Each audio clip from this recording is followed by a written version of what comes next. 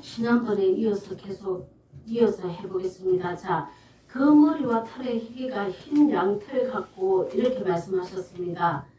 예수님의 머리털이 흰 양털 같다는 것은 예수님께서 하나님 말씀에 죽기까지 순종함으로 얻게 된 거룩하고 영광스러운 모습을 상징하는 것입니다. 빌립보스 2장 6절에서 12절 보겠습니다. 그는 근본 하나님의 본체시나 하나님과 동등됨을 취할 것으로 여기지 아니하시고 오히려 자기를 비워 종의 형체를 가져 사람들과 같이 되었고 사람의 모양으로 나타나셨으며 자기를 낮추시고 죽기까지 복종하셨으니 곧 십자가에 죽으심이라. 이러므로 하나님이 그를 지극히 높여 모든 이름 위에 뛰어난 이름을 주사 하늘에 있는 자들과 땅에 있는 자들과 땅 아래에 있는 자들로 모든 무릎을 예수의 이름을 꿇게 하시고 모든 입으로 예수 그리스도를 주라 시인하여 하나님 아버지께 영광을 돌리게 하셨느니라. 그러므로 나의 사랑하는 자들아 너희가 나 있을 때뿐만 아니라 더욱 나 없을 때도 항상 복종하고 두렵고 떨림으로 너희 구원을 이루라. 이렇게 예수님이 머리털이 흰 양털 같다는 것은 죽기까지 순종하여 얻은 모습을 얘기하고 있습니다. 너무나 영롱하고 아름다운 모습이죠. 자, 그래서 우리가 주님을 순종하는 것이 어떤 것인지에 대해서 하나님께서는 이렇게 말하고 있습니다. 예배소서 5장 22절에서 23절 아내들이여 자기 남편에게 복종하기를 주께 하듯 하라. 이는 남편이 아내의 머리됨이 그리스도께서 교회의 머리됨과 같음이니 그가 친히 몸의 구주시니라. 자, 이렇게 우리 가정에서도 아내들이 남편에게 순종을 해야 합니다. 이것이 뭐냐면 예수 그리스도께 순종하는 것이죠. 그런데 자, 이 순종도 여러 가지 순종이 있겠죠. 무조건 남편이 잘못하는 것을 순종하는 것이 아닙니다. 남편은 아내를 자기 몸같이 사랑해야 합니다. 근데 이런 관계가 이어지지 않으면서 무조건 내가 남자고 남편이기 때문에 순종을 받아야 돼, 복종을 받아야 된다. 이건 아니죠. 자, 그래서 우리가 서로가 서로 사랑하라. 이게 서로가 불법을 행하지 말아야 합니다. 그래서 진리 안에서 그리스도를 순종하는 것 같이 남편을 사랑하고 그리스도를 순종하는 것 같이 아내를 내 몸과 같이 사랑할 때 이게 평강이 이어진다는 것입니다. 그런데 우리는 가정에서 너무나 불법을 많이 행하고 있으면서 이렇게 불법이 서로가 사랑해야죠. 근데 한 사람이 불법을 행한다면 그 가정은 깨어지고 맙니다. 평강은 사라지고 원수가 되겠죠. 서로가 예수 그리스도 안에서 하나가 되어야 합니다. 남편은 자기 아내와 자기 자녀들을 자기 몸처럼 생각을 해야 되고 아내는 자기 남편을 그리스도라 생각하면서 이렇게 섬겨야 한다는 것이죠. 그랬을 때 이 가정에 복이 임하는 것입니다. 그리고 자녀는 부모를 공경해야 되겠죠. 부모 말을 잘 공경하고 그 말의 명령에 이행할 때 이 가정은 평화가 온다는 것입니다. 근데 여기 부합되지 않는다면 항상 싸움만 일어나고 큰 소리만 일어날 수밖에 없는 상황이 됩니다.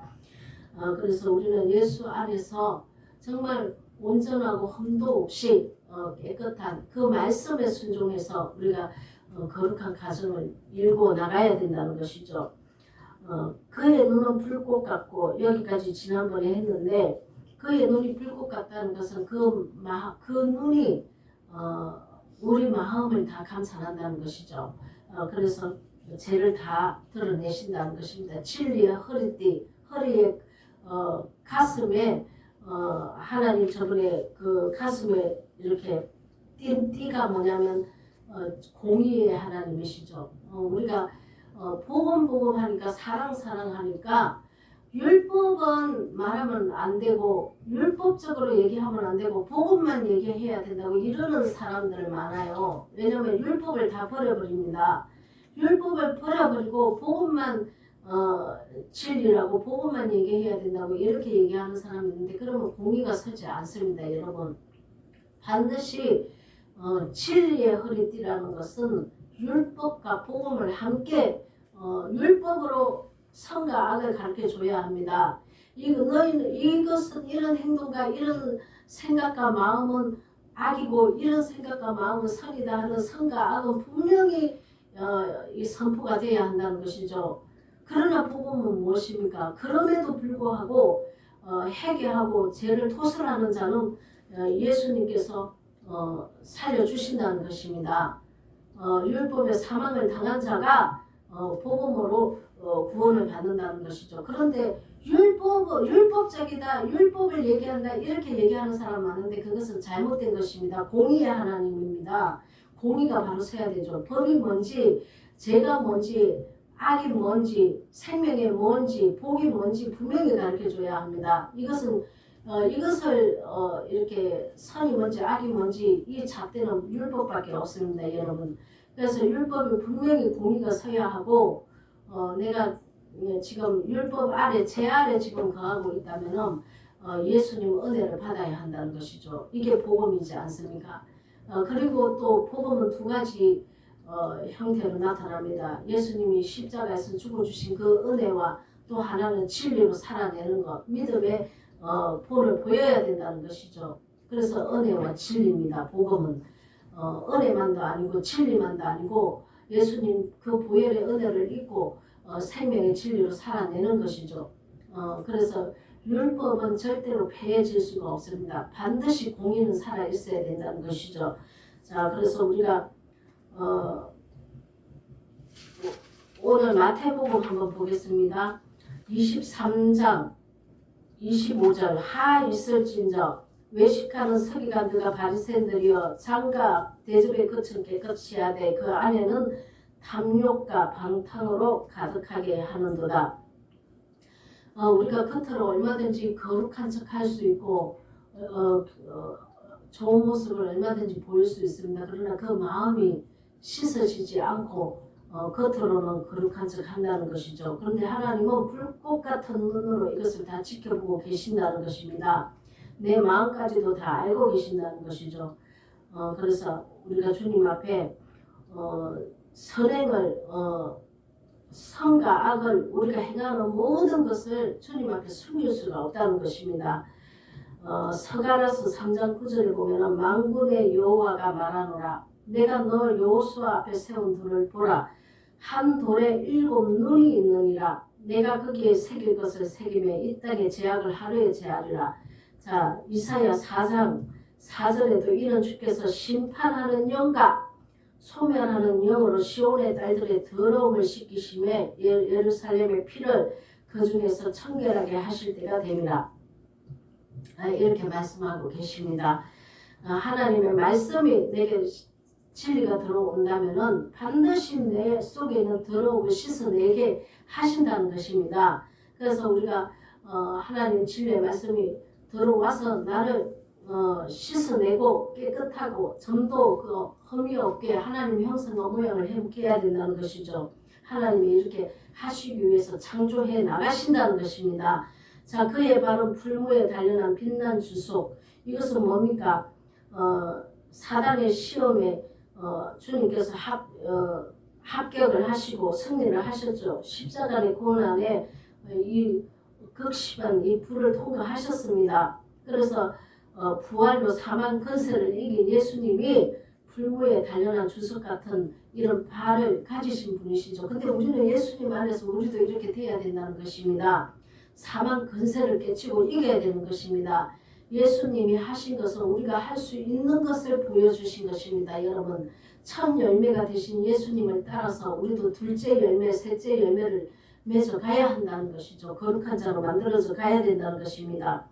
자, 그래서 그의 음성은 맑은 물소리와 같고, 자, 시험을 이기고 연단을 이긴 사람은 그 말씀이 맑은 물소리라서 희석되지 않는, 누룩 섞이지 않고 혼탁하지 않는 생명의 물을 생명수 강이 내 속에서 흘러넘치게 됩니다. 그래서 생명으로 내가 살고 또 생명수가 흘러가서 다른 사람을 살린다는 것이죠. 그래서 이 생명수가 내 속에서부터 내가 흘러나와야 이 생명수가 흘러가는 곳에 또 사망의 근세에 있는 자들이 이렇게 풀어져 나온다는 것이죠. 그래서 하나님의 기름 부음을 받으면 진리의 성령이 오면 묶인 자를 풀어주고 귀신 들린 자를 해방시키고 쫓아내고 아픈 자를 고치고 이렇게 하나님의 능력이 이 생명의 말씀과 함께 흘러간다는 것이죠. 그래서 우리가 생명수의 강이 내 속에서 깊은 곳에서 흘러나와야 합니다. 나를 살리고 나를 살린 그 생명수 강이 또 다른 사람을 살려야 한다는 것이죠. 자, 그래서 우리가 요한계시록 22장 17절에 보면 성령과 신부가 말씀하시기를 오라 하시는도다. 듣는 자도 오라 할 것이요 목마른 자도 오라 할 것이요 또 원하는 자는 값없이 생수를 받으라. 이렇게 말씀하셨습니다. 이 생명수 물은 하나님께서 우리에게 값없이 주신 물입니다. 우리도 값없이 이 생명수 물을 흘려보내야 합니다. 그래서 어디에 있든지 이 생명수 물을 먹고 살아나는 사람이 있다는 것이죠. 그래서 우리가 흘려보내야 합니다. 흘려보내는 곳에 또 생명이 살고 흘려보내는 곳에 또 누군가가 받아먹고 또 생명이 살아난다는 것이죠. 자, 그 오른손에 7별이 있습니다. 이 7별은 이 오른손은 예수 그리스도의 권능입니다. 7별은 7교회의 사자들입니다. 하나님이 보내신 심부름꾼들이죠. 십자가의 도를 전하는 하나님의 그 입술에 하나님의 나팔을 불게 하신 것입니다. 자, 요한계시록 그래서 주님은 주님의 말씀을 거듭난 자들에게 말씀을 넣어주셔서 그 입술을 통해서 사역을 하신다는 것이죠. 하나님의 거룩한 종들입니다. 이 종들을 통해서 하나님의 나팔수가 되게 하십니다. 그래서 권능을 말씀을 붙들고 있다는 것이죠. 그러나 이런 자들 중에서도 또 타락한 자들이 있습니다. 이 타락한 자가 루시퍼라는 것이죠. 루시엘은 하나님을 찬양하고 시극히 높이 하나님께서 말씀도 주고 거룩하게 한 자가 루시엘입니다. 이 루시엘이 어느 날 자기가 높아져서 하나님 자리를 대적했습니다.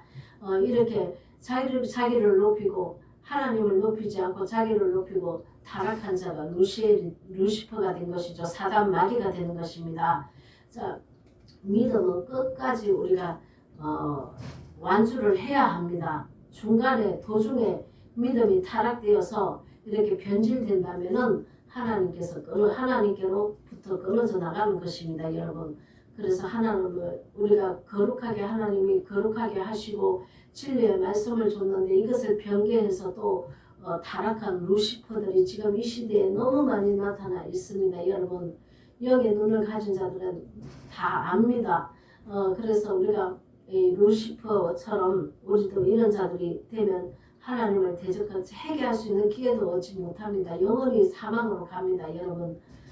그래서 이 땅에서는 자기 왕국을 이루겠죠. 그러나 저 영원한 천성에서는 영원한 불못에 던져진다는 것입니다. 자, 히브리서 1장 3절 예수님이 누구신지 한번 보겠습니다. 이는 하나님의 영광의 강체시요 그 본체의 형상이라 하나님 아버지라는 것입니다. 자, 그의 능력의 말씀으로 만물을 붙드시고 죄를 정결케 하는 일을 하시고 높은 곳에 계신 위엄의 우편에 앉으셨느니라. 그 입의 좌우에 날쌘 금이 나오고 숨은 죄를 다 찔러 드러내는 것입니다. 날쌘 금이 나옵니다, 여러분. 숨은 죄를 다 찔러내어서 이렇게 우리를 회개할 수 있도록 인도하신다는 것이죠. 그래서 우리가 예수님의 이 우리를 사랑하는 이 사랑이 무엇인지 우리는 알아야 합니다. 예수님은 우리가 죄인 되었을 때, 우리가 죄만 짓고 있을 때, 우리가 예수님의 대적자로 살 때 우리를 구속하여 주셔서 또 진리의 말씀으로 성령께서 내 안에 오심으로 인해서 우리를 거룩하게 만들어 가신다는 것이죠. 창세기 1장 1절에 말씀이 계시니라. 이것은 우리를 구속하고 난 다음에 은혜로 구속하고 난 다음에 말씀이 계시니라 해서 첫째 날 창조부터 7째 날 창조까지 하나님께서는 내 안에 어두움을 골수와 관절까지 찔러내시고 어둠의 제약들을 드러내서 해결해서 좋았더라. 또 다른 또 더러운 어둠이 있는 것을 또 하나님께서는 밝혀내시고 또 하나님 우리가 그거를 고쳐지면 또 하나님 보시기에 아침이 되니 또 좋았더라. 이렇게 하나님은 계속 말씀하고 계신다는 것이죠. 예수님의 그 거룩하신 그 사역, 그 십자가 은혜를 입은 내가 죄인입니다 하고 나온 그 자들을 하나님께서는 구속하시고 은혜를 입히셔서 지금까지 지은 죄를 도말하시고 하나님께서는 말씀으로 이때부터 나를 거룩하게 창조해 나가십니다. 일생 동안 우리는 창조를 이렇게 아름답게 변화를 받아서 창조가 되어야 된다는 것이죠. 그래서 끝내는 하나님의 형상과 모양, 그 사랑과 거룩으로 반드시 나올 수 있도록 인도하시는 것입니다. 자, 저번에 미흡해서 조금 더 이렇게 말씀을 좀 더 보충을 했는데요. 오늘은 여기까지 하고 다음 주부터는 예배소 교회부터 한번 상고해 보기로 하겠습니다. 예수 그리스도 이름으로 축원드립니다. 아멘.